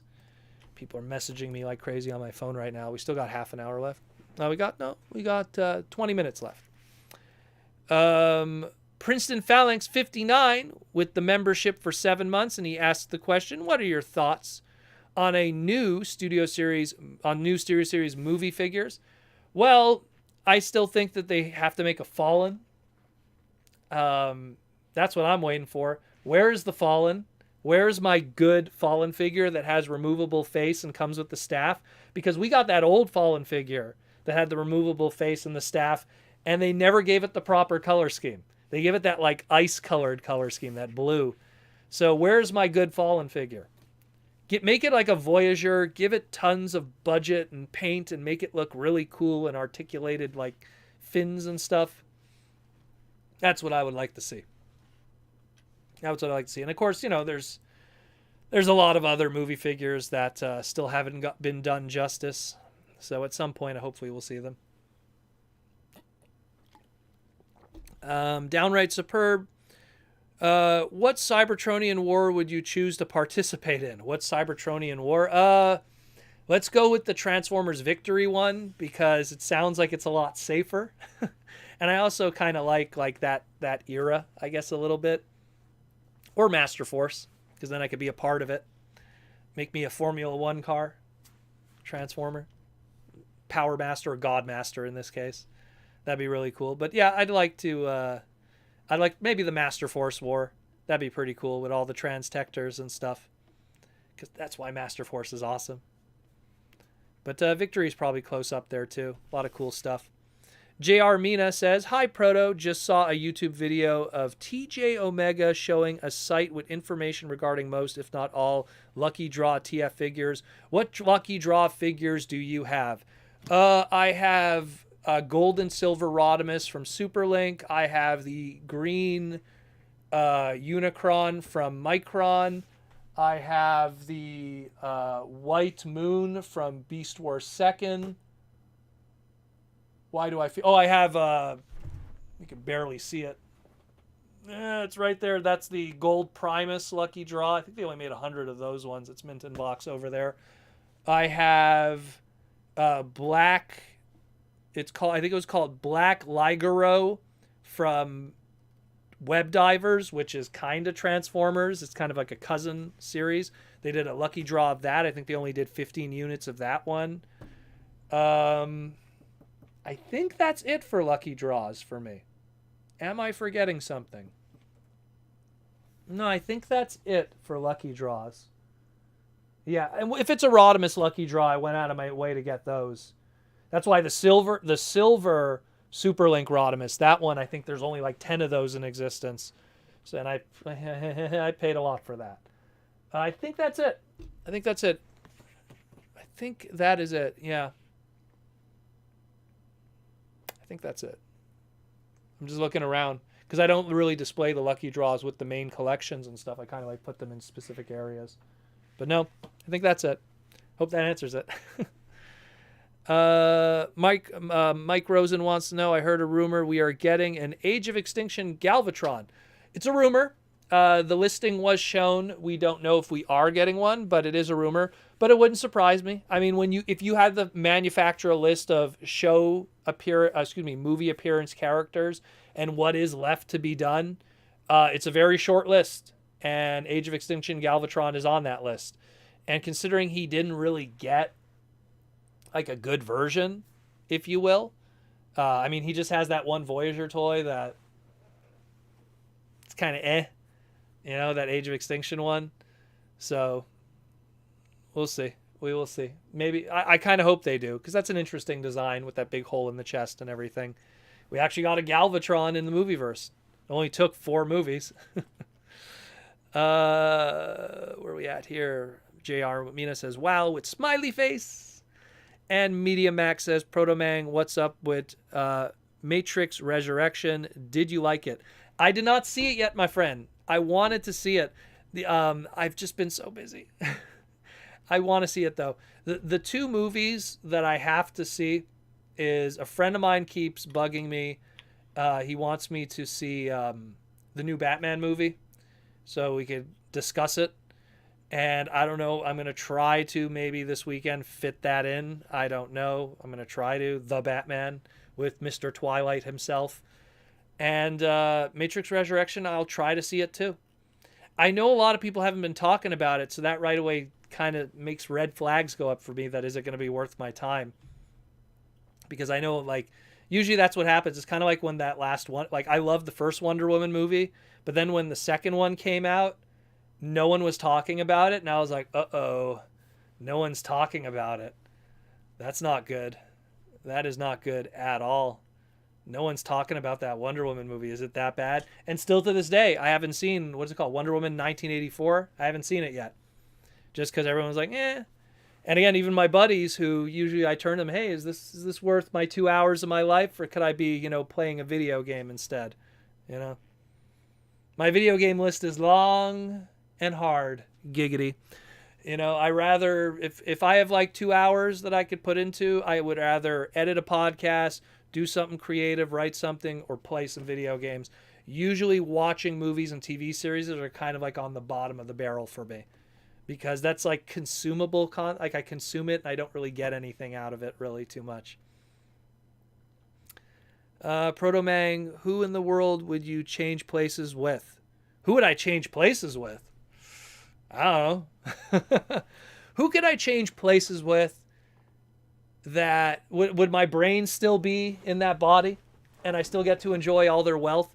I would want to change places with someone who has insane amount of wealth and I wouldn't have to be in charge of their responsibilities. And then that way I could then right away go back to my normal life. And then, go like, hey, it's me. I'm just possessing, I don't know, Chris Hemsworth's body or something. Maybe some actor, because actors could just, bounce. I'll just go into Chris Hemsworth's body or something and then just go, peace, taking the money and flying. And then, of course, I'll piss off a whole bunch of Marvel fans, but yeah. I don't know. I like my life. I like my life a lot. I have a really good life. I don't let the negativities in the world get to me. There's a lot of negative stuff and a lot of crazy things going on in the world right now, but I don't let that stuff get to me. So I kind of like where I am in my life. I kind of love where I live. Living in Canada is amazing. Don't let the news tell you otherwise. The news is there to tell you negative things and make you feel bad about yourself. But, nah, man, I like where I'm at and who I'm at and what I do and the friends and the people and everyone around me. Princeton Phalanx 59 wants to know, hey, Proto, what are your thoughts on Attack on Titan? I think it's pretty good, but it's taken a long time to finish. Well, Princeton, Attack on Titan is exactly 5 episodes away from ending. So if everything goes according to plan, in 5 weeks, it's going to be over. What do I think of it? I think it was pretty consistent in terms of enjoyment, always having a new twist. I avoided reading the manga because I wanted to be surprised always when I watched it in animation. Also, primarily because after like the first 2 seasons, I tried to read the manga from the beginning to kind of just see how different it was from the animation. And I was warned in advance that the creator of Attack on Titan isn't exactly the best artist. So, needless to say, I didn't bother to follow up with the manga afterwards. I watched this and that. I read this and that. There was some filler stuff that I read, but otherwise, I kind of just stuck to watching the animation itself. I didn't see the live action movies. I heard they were kind of meh, so I skipped those. I watched the OVAs, which are kind of filler material. I think it's great. I think it's good. I think it's profound. I think that there's a deeper meaning behind a lot of it in terms of the concept of racism and tribalism and how we sometimes judge people based on rumors and history and not by who they really are as people. Attack on Titan is going to be one of those animes that is going to age very well. long after it's done. There's some animes that are kind of like the flavor of the month. People go, oh, you got to watch this. Oh, you got to watch that. And then you never hear about it ever again 5 years from now. That's going to be one that's going to be around for a long time. And people will still be talking about it. For sure. Downright Superb wants to know, for your information, the Batman is lame, generic crap that I've seen 1,000 times before with good cinematography. Well, that's good to know. I know, again, a lot of people haven't been talking about it, despite the fact that it's been out for a couple of days now. So that right away is a red flag for me. You know, when a movie comes out and then right away, like, it's just silent, that says a lot. That says a lot. J.R. Mino wants to know, hey, Proto, if I remember correctly, you like Japanese super robots. Yes, I do, quite a bit. Do you collect Bandai Solve Chogokin super robots? Would just like to hear your thoughts regarding those toys. I have, okay, first of all, number one, I love super robots.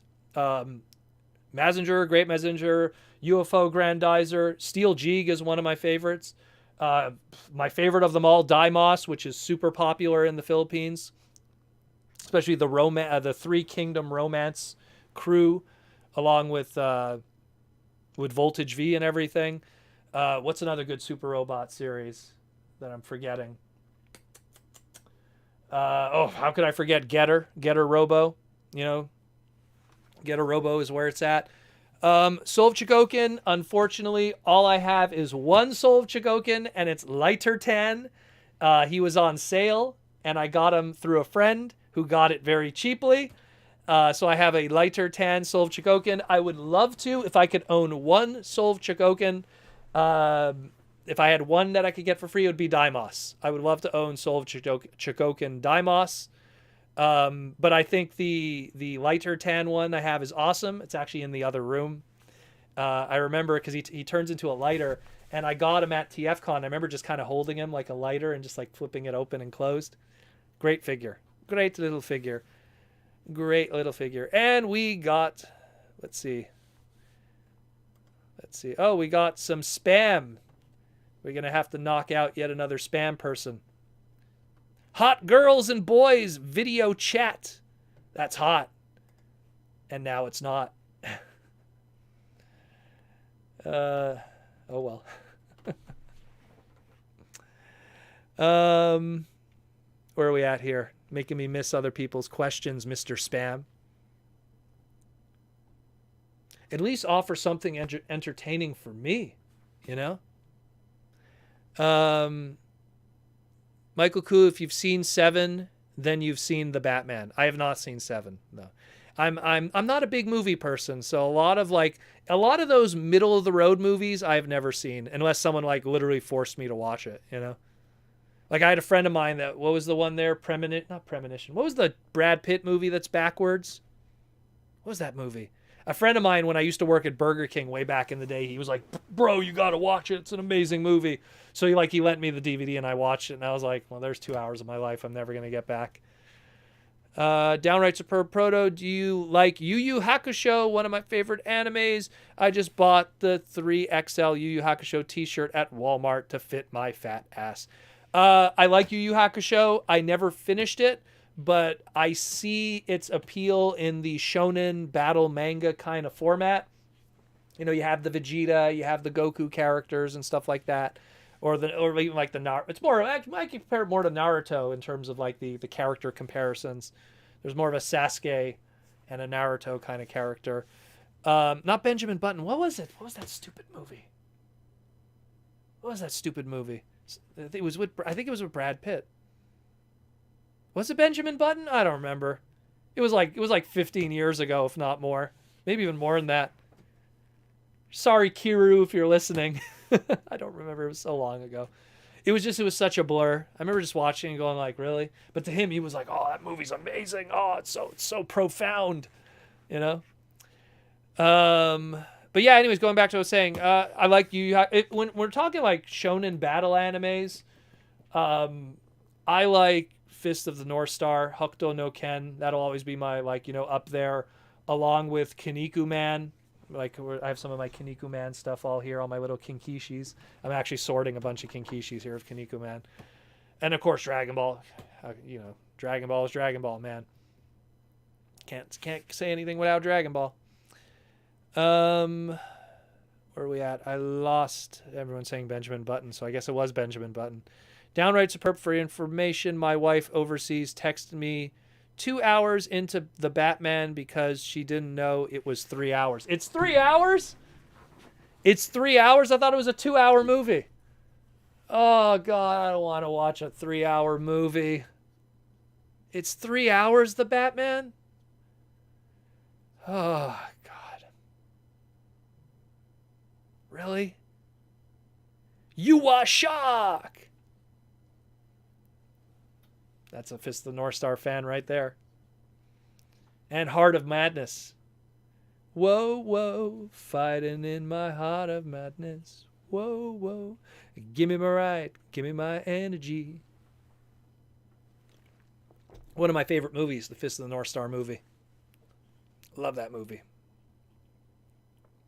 Rao is my man. I got like this cute, cool, like giant bust statue of Rao Keno, the King of Fists, in my manga room. Love him. He's so cool. Man, it's 3 hours. I don't have time for a 3-hour movie. God. Michael Koo with the $5 super chat. If Hasbro doesn't re-release BotBots featured in the Netflix series, are we going to see collector's market for BotBots? I think it would be ridiculously tone deaf if Hasbro does not re-release the BotBots of those Series 1 based characters when the show comes out. If they don't, then what's going to happen is much like what happened with Rescue Bots. When Rescue Bots came out, the TV show, already the Series 1 of toys had been out for like 6 months or something. And so a lot of them were out of circulation. And I remember it was Boulder, the green dirt push. Boulder was going for like $40-50 because kids liked Boulder in the show and they couldn't find Boulder in the stores because he was already like out of the secondary market. So it was nuts. So like, I hope, you know what I hope? Don't do blind box stuff. Just do a set. You know, you have 5 Lost Bots, do a box set, 5 Lost Bots, you know, MSRP $14.99. Boom. Just put it out there. Make people buy it. You know, don't mess around. But I just get a feeling there's going to be something weird. I just have a weird feeling that again, the series is 3 years too late in my opinion. Like I think that the rose is off the bloom, as they say, or whatever they say. The bloom is off the rose. So I don't know. I hope it's good though. I'm going to watch it. I'm going to be watching it. You know, we're less than a month away from it. I hope it's a good series. Mike Rosen, what is a good snack to buy at the movie theater? My favorite snack, my go-to has always been, I like to get the popcorn with the butter on it, but then, and I don't know if this is a Canada thing, we also had a flavoring station where you could put like different kinds of powdered flavors on top of them. And so we used to get like a large popcorn with tons of butter on it. And then you go to the flavoring stations and I'd put a ton of the barbecue flavoring and then I'd shake the thing and I'd try to get as much of the flavoring in there. That was always my go-to. And if I have to eat unhealthy, I'll go with a cream soda. That's my favorite soda. Cream soda. Cream soda and that. That'd be my go-to. If I'm going to go to a movie theater and eat terrible, that's what I'm going to do. JR Mina, Proto, speaking of anime and video games, did you play Jump Force? Yes, I did. Jump Force was a fantastic game. That was Way Forward, wasn't it, eh? That was a really good game. What was the company that did that one? That created it. That was a fantastic game. I played it on DS. Really, really, really, really good. Really, really good. No, it wasn't Way Forward. Who did that? Who was the developers for that? And it's funny because they only did that game. They never did like a sequel or anything, eh? It was just like that one game. Man, we got 2 minutes left in the stream. What is going on? Jeez. Time is flying. Yes, I have Proto Man as my cell phone photo on the lock there.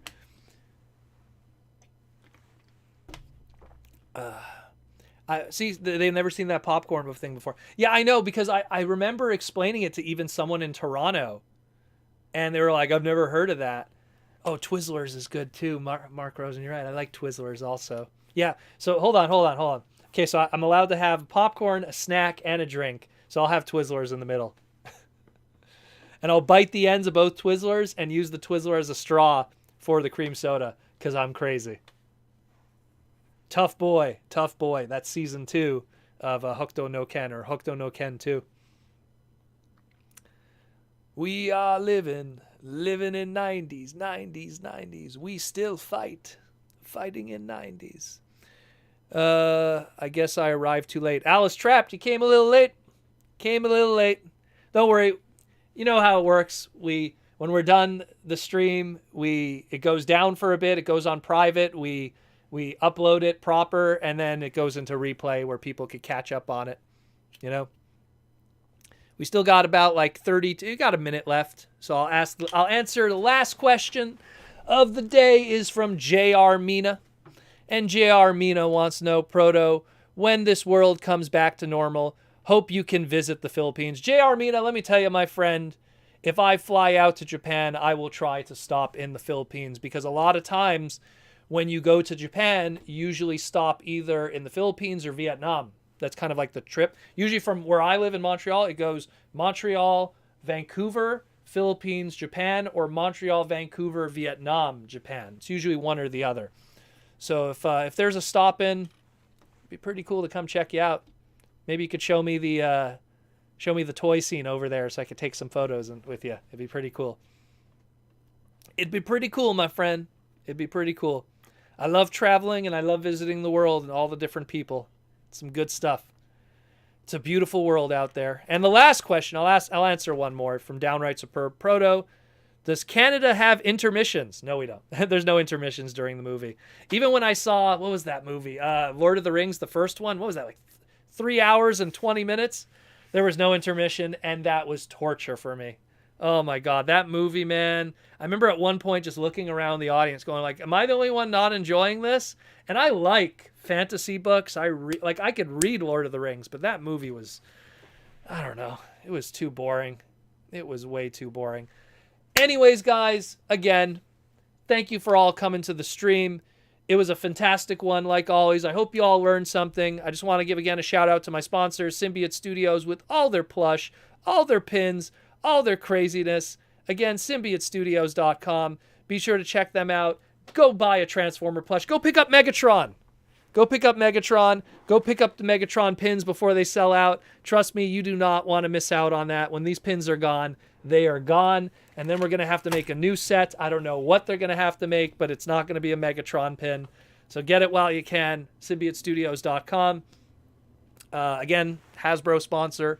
Be sure to check them out too. Go watch some Transformer episodes. Go watch some G1. Some good G1 episodes on there too. Might I suggest The Prime Target? It's one of my favorite Season 2 episodes of G1. And again, if you haven't followed already, again, I'm on Twitter. I'm on Instagram. And if you want, I don't have a link tree, but I have my own server here, The Proto Man, which links to all the stuff that I work on and stuff. If you want to go check that out. But again, Twitter and Instagram, come follow those. If you haven't already, subscribe, like, comment on the videos. Join the Patreon, patreon.com/Protoman. The link is in the description below down there too if you want to support the podcast. Thank you everyone for coming. I hope you learned something. I hope you had a good time. I hope you had an enjoyable Saturday night chilling with me. Hope it made it a little more fun in the crazy world that we're living in today. I hope to see you at a convention in the future when the world opens up, because I'll be there. I'm not going to be at TFCon LA next week. Not that soon. But maybe a little later. Maybe Toronto. TFCon Toronto. We'll see. Everything's up in the air. But I hope to see you all one day. I hope you had a good time. Take care of yourself. It's a beautiful world out there.